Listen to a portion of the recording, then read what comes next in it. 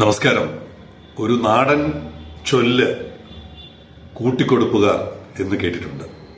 ഇപ്പൊ നേരിട്ട് കാണുകയാണ്. സെയിലിംഗ് കമന്ററി ആരംഭിക്കുന്നു.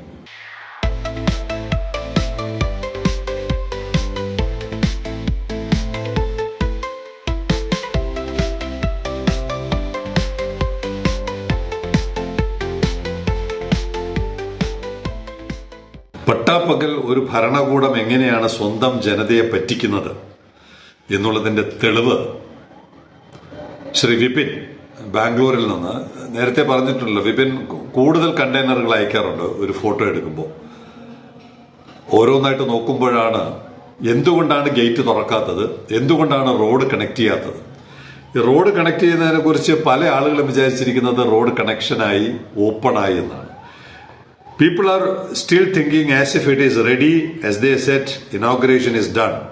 ഉദ്ഘാടനം കഴിഞ്ഞതുകൊണ്ട് റോഡ് കണക്ട് ചെയ്തു എന്നാണ് ഇവിടെ തലസ്ഥാനത്ത് ഇരിക്കുന്നവർ പോലും ചിന്തിക്കുന്നത്. യഥാർത്ഥ ചിത്രം ഇന്നലത്തെ 26-ാം തീയതിയിലെ ചിത്രം ഓമനക്കുട്ടൻ നൽകുന്നുണ്ട്. കാരണം ഈ റോഡ് കണക്ഷൻ അത്ര പ്രാധാന്യമുള്ള വിഷയമാണ്. എന്റെ ഒടുവിലത്തെ അവസ്ഥ ഇതാണ്. സാറേ നമസ്കാരം. ഇവിടെ ഒരു അനക്കവും ലാവിയില്ല സാറേ. ഇവിടുത്തെ പണിക്കാരെല്ലാം മതിയാക്കി പോയി നടന്നു പോലെ. കാരണം ഇന്നലെ കിടന്ന പോലെ നിന്ന് കിടക്കണത്. വേറെ ആളെ സ്റ്റാഫുകളെ പണിക്കാരെ ഒന്നുമില്ല ഇവിടെ. ബാലകൃഷ്ണൻ പാലായി അദ്ദേഹവും മുഖ്യമന്ത്രിയാണ്. മുഖ്യമന്ത്രിയോടാണ് ചോദ്യം ഉന്നയിക്കുന്നത്. വിഴിഞ്ഞം തുറമുഖം തിരുവനന്തപുരം ജില്ലക്കാരുടെ മാത്രം വികാരമാണെന്ന് മുഖ്യമന്ത്രിയും കൂട്ടാളികളും വിശ്വസിക്കുന്നുണ്ടോ ആവോ? ഇതിന്റെ പൂർത്തീകരണത്തിന് വേണ്ടി ആഗ്രഹിക്കുന്ന മറ്റ് ജില്ലക്കാരും സംസ്ഥാനക്കാരും ഉണ്ടെന്ന് ഇദ്ദേഹത്തിന്റെ പ്രിയർ ആരെങ്കിലും ഒന്ന് അദ്ദേഹത്തോട് പറയാനുണ്ടാകുമോ? ഇദ്ദേഹത്തിന്റെ പ്രിയപ്പെട്ടവർ മുഴുവൻ ഈ തുറമുഖത്തെ തകർക്കാനിരിക്കുന്നവരാണ് എന്ന് ശ്രീ ബാലകൃഷ്ണൻ പാലായിൽ തിരിച്ചറിയണം, മനസ്സിലാക്കണം. അതിന്റെ ഉദാഹരണം കൃത്യം അട്ടിമറി എവിടെയാണ് സംഭവിക്കുന്നത്, എന്തുകൊണ്ടാണ് ഇത്രയും നാൾ ഏകദേശം 20 മാസമാകുന്നു. ആദ്യത്തെ കപ്പൽ വന്നിട്ട് 20 മാസമാകുന്നു, ഗേറ്റ് തുറക്കുന്നില്ല, റോഡ് കണക്ട് ചെയ്യുന്നില്ല. ഇവിടെ 24/1/26 3 ദിവസം മുമ്പ്, അല്ലെ 3 ദിവസം മുമ്പ് ഒരു കണ്ടെയ്നർ ബാംഗ്ലൂരിൽ നിന്ന് JNPT പോയി. അത് കൊണ്ടുപോകേണ്ട കപ്പൽ കണക്ഷൻ എവിടെയാണ് പോകേണ്ടതെന്നറിയാമോ? നോർഫോക്കിൽ നിന്ന് ഇപ്പൊ കപ്പൽ വരുന്നുണ്ട്. മിക്കവാറും 15 ദിവസത്തിൽ ഒരിക്കലും ഒരു കപ്പൽ ഇവിടെ വരുന്നുണ്ട്. ആ നോർഫോക്കിലോട്ടാണ് സാധനം പോകേണ്ടത്. അപ്പോ ഇവിടെ ഗേറ്റ് തുറന്നാൽ ഈ കണ്ടെയ്നർ ബാംഗ്ലൂരിൽ നിന്ന് നേരെ ഇവിടെ വരും. കാരണം JNPT പോകുന്നതിനേക്കാൾ അടുത്താണ്. MSC നോർഫോക്കിലോട്ട് അവിടെ നിന്ന് ഇങ്ങോട്ട് വരുന്നത് പോലെ തന്നെ കണക്ഷൻ തിരിച്ചും നൽകും. എന്തുകൊണ്ട് തിരിച്ചു നൽകുന്നില്ല? ഇവിടെ നിന്നുള്ള കാർഗോ അങ്ങോട്ട് പോകാനില്ല. അതുകൊണ്ട് മാത്രമാണ് MSC തിരിച്ച് നോർഫോക്കിലോട്ട് ഇവിടുന്ന് അങ്ങോട്ട് ഇല്ലാത്തത്.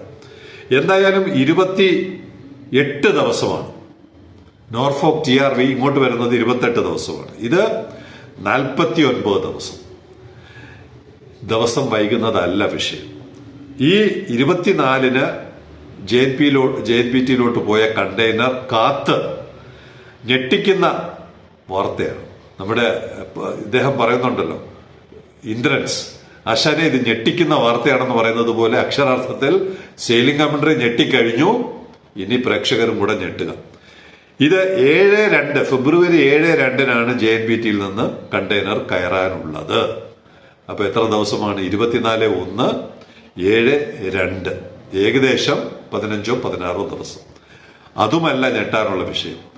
ഈ കണ്ടെയ്നർ എടുക്കേണ്ട കപ്പൽ ഇപ്പോഴും 2194 നോട്ടിക്കൽ മൈൽ അകലെയാണ് പോകേണ്ട. ഈ കണ്ടെയ്നർ എടുക്കേണ്ട കപ്പൽ ട്രാക്ക് ചെയ്യുമ്പോൾ 2194 ഏകദേശം മഡഗാസ്കർ സീഷെൽസിന്റെ അവിടെ നിന്ന് കപ്പൽ സഞ്ചരിക്കുകയാണ്. ഞാൻ പോർട്ടിന്റെ പേരൊന്നും പറയുന്നില്ല. ഈ പോർട്ട് പൊളിക്കാൻ നടന്നവർ ഇപ്പോഴും സജീവമാണ്, ആക്റ്റീവാണ്. കേരളത്തിലെ ഭരണകൂടത്തെ വ്യാളി പോലെ പിടിച്ചിട്ടുണ്ട്. അതിന് ഭരണകൂടം വിധേയമായി നിന്നുകൊടുക്കുന്നു എന്നുള്ളതിന്റെ തെളിവാണ് 2194 നോട്ടിക്കൽ മൈൽ അകലെ നിന്ന് സഞ്ചരിച്ചു കൊണ്ടിരിക്കുന്ന കപ്പൽ ഇനി ഈ പോർട്ടിൽ പോയി ഡിസ്ചാർജ് ചെയ്ത് അവിടെ നിന്ന് ലോഡ് ചെയ്ത് അത് കഴിഞ്ഞ് JNPT വന്ന് ചരക്കെടുക്കാനുള്ള സൗകര്യം ഒരുക്കി കൊടുത്തിരിക്കുന്ന ഭരണകൂടം ഗേറ്റ് തുറക്കാതെ, പോർട്ട് കണക്ട് ചെയ്യാതെ ഇവിടെ കാർഗോ ഗേറ്റ് ഓപ്പൺ ചെയ്യാതെ എല്ലാ സൗകര്യം ചെയ്തു കൊടുക്കുന്നത് ആരാണെന്ന് ഇപ്പൊ ബോധ്യമായല്ലോ.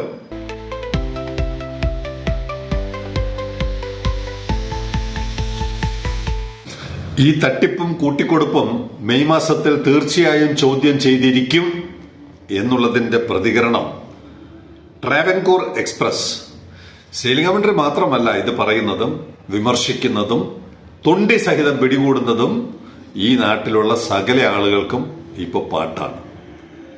വ്യവസായ മന്ത്രിയായി വിഴിഞ്ഞം തുറമുഖത്തിന് നിങ്ങൾക്ക് ഏതെങ്കിലും സംഭാവനയുണ്ടെന്ന് ശരിക്കും അവകാശപ്പെടാമോ? ട്രാവൻകൂർ എക്സ്പ്രസ് എന്ന് പറയുന്ന FB പേജ് ശക്തമായ ശരങ്ങളാണ് ശ്രീ P. രാജീവ് തുറമുഖം തകർക്കാൻ 15-20 കൊല്ലം മുമ്പ് അദ്ദേഹം എടുത്ത നയം ഇപ്പോഴും മാറിയിട്ടില്ല എന്നുള്ളതിന്റെ തെളിവ് സെയിലിംഗ് കമന്ററി നിരവധി തവണ നിരത്തിയിട്ടുണ്ട്. ട്രാവൻകൂർ എക്സ്പ്രസ് എന്ന് പറയുന്ന പേജ് നിരത്തുകയാണ്. കഴിഞ്ഞ വർഷം ഇൻവെസ്റ്റ് കേരള സമ്മിറ്റിൽ നിങ്ങൾ അഭിമാനത്തോടെ പ്രഖ്യാപിച്ച വിഴിഞ്ഞത്തിൽ 30 കമ്പനികൾ MOU ഒപ്പിട്ടോ അല്ലെങ്കിൽ നിക്ഷേപ താൽപര്യം പ്രകടിപ്പിച്ചോ? ഷറഫ് ഗ്രൂപ്പ് 5000 കോടി, സെയിലിംഗ് കമന്ററി പലതവണ നിരത്തിയ കണക്കാണ്. ഷറഫ് ഗ്രൂപ്പ് 5000 കോടി, മെട്ലോഗ് 500 കോടി, ഹിന്ദ് ടെർമിനൽ 300 കോടി തുടങ്ങിയവ ഉൾപ്പെടെ കണക്ക് നിരത്തുകയാണ്. ഇവ ഇപ്പോൾ എവിടെയാണ്? അന്ന് വാഗ്ദാനം ചെയ്ത ഈ കമ്പനികൾ എവിടെയാണ്? ഈ പ്രതിബദ്ധതയുടെ അപ്ഡേറ്റ് ഉണ്ടോ? നിങ്ങളന്ന് ഇവിടെ 6250 കോടി രൂപയുടെ നിക്ഷേപം ഉറപ്പാക്കി എന്ന് പറഞ്ഞതിന്റെ ഏറ്റവും ഒടുവിലത്തെ ചിത്രമാണ് ചോദിക്കുന്നത്. അതിന് അപ്ഡേറ്റ് ഉണ്ടോ? അതോ മൗനത്തിൽ മുങ്ങിപ്പോയോ? മൗനമല്ലല്ലോ ട്രാവൻകൂർ എക്സ്പ്രസ് സുഹൃത്തെ, മൗനമല്ല. 1,18,000 കോടി എന്ന് പറയുന്ന പുതിയ കള്ളക്കണക്ക് ഇവിടെ ഇറക്കി നാട്ടുകാരെ തെരഞ്ഞെടുപ്പിൽ പറ്റിക്കാൻ വീണ്ടും ശ്രമിക്കുകയാണ്. അതിന് 10 കോടി കേരളീയർ നികുതിപ്പണം നൽകിക്കഴിഞ്ഞു. കേരളീയരുടെ പോക്കറ്റിൽ നിന്ന് പണം അടിച്ചു മാറ്റി കേരളീയരെ തന്നെ പറ്റിക്കുന്നതാണ് ഈ ഭരണകൂടം നടത്തുന്ന വിക്രിയകളെന്ന് പ്രിൻസിപ്പൽ സെക്രട്ടറിയും വകുപ്പ് മന്ത്രിയും വീണ്ടും വീണ്ടും തെളിയിച്ചുകൊണ്ടിരിക്കുകയാണ്. നിങ്ങളുടെ വകുപ്പ് പ്രത്യേക നിക്ഷേപ ഓഫീസുകൾ സ്ഥാപിക്കുന്നത് നിങ്ങളുടെ താല്പര്യങ്ങൾക്ക് അനുയോജ്യമായ സ്ഥലങ്ങളിൽ. മനസ്സിലായാലും ഏതാണ് അനുയോജ്യമായ സ്ഥലമെന്ന് പ്രേക്ഷകർക്ക് ഇപ്പോൾ നല്ലവണ്ണം അറിയാം. വിഴിഞ്ഞം ഒരു പദ്ധതി മാത്രമല്ല, ലക്ഷക്കണക്കിന് ആളുകളെ അനിശ്ചിതത്വത്തിൽ നിന്ന് ഉയർത്താനുള്ള അവസരമാണ്. മിസ്റ്റർ രാജീവ് താക്കീതാണ്. ആ മിസ്റ്റർ രാജീവ് വിളിയിൽ സർക്കാരിനെ മുഴുവൻ പിടിച്ചുകുലുക്കുന്ന, തലസ്ഥാനത്തെ 14 MLA-മാരെ പിടിച്ചുകുലുക്കുന്ന ശൗര്യം അടങ്ങിയിട്ടുണ്ട്. കേരളത്തെ വികസിപ്പിക്കാനുള്ള അവസരം ഒരിക്കലും ഉപയോഗിക്കാത്ത മന്ത്രിയായി ചരിത്രത്തിൽ രേഖപ്പെടുത്തും. വേദനയോടെ people of Kerala. People of Kerala എന്നുള്ളതിന്റെ തെളിവാണ് സെയിലിംഗ് കമന്ററി ആദ്യം വായിച്ചു ബാലകൃഷ്ണൻ പാലായിൽ എന്നുള്ള വ്യക്തി അടക്കമുള്ളവരുടെ പ്രതികരണം. Mister P. Rajeev, can you say any one contribution of you as Industries Minister for വിഴിഞ്ഞം പോർട്ട്? ഇല്ല എന്ന് പറയരുത്, തീർത്തു പറയരുത്. തൊപ്പിയൊക്കെ വെച്ച് സേഫ്റ്റി ജാക്കറ്റും ഒക്കെ ഇട്ട് പോർട്ടിൽ പോയി നിന്ന് പടമെടുത്ത് FB പേജുകൾ തള്ളി നിറയ്ക്കുന്നുണ്ട്.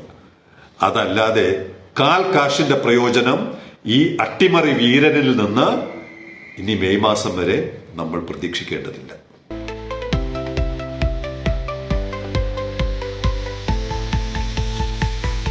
ഈ കള്ളത്തരങ്ങളും ചതിയും ഒക്കെ തുറന്നു കാണിക്കുന്ന സെയിലിംഗ് കമന്ററിയുടെ തന്നെ ജേണൽ ന്യൂസ് ലെറ്റർ 54ാമത്തെ ഇഷ്യൂ പുറത്തിറങ്ങിയിട്ടുണ്ട്.